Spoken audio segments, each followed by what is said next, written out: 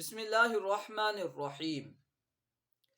ایک قول بیان کیا جاتا ہے اور کہا جاتا ہے کہ نبی پاک صلی اللہ علیہ وسلم نے فرمایا اطلب العلم من المہدی الی اللحد، یعنی ماں کے گود سے یا جھولے سے۔ مہد کا معنی جھولا بھی ہوتا ہے اور ماں کا گود بھی ہوتا ہے۔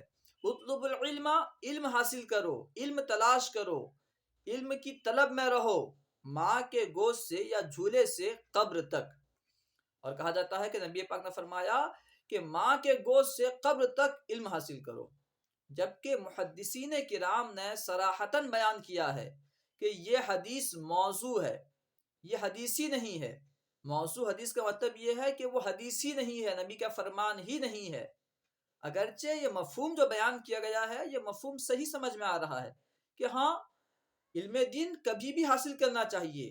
بچپن سے مرنے تک اگر کوئی بندہ علم دین حاصل کرتا رہے تب بھی وہ پورا نہیں سیکھ پائے گا، لیکن اسے حدیث کہنا یہ بہت بڑی غلطی ہے، کیونکہ نبی پاک کا فرمان ہے من کذب علی متعمدا فلیتبوا مقعدہ من النار او کما قال، یعنی جس نے جان بوجھ کر مجھ پر جھوٹ باندھا تو وہ اپنا ٹھکانہ جہنم میں دیکھ لے۔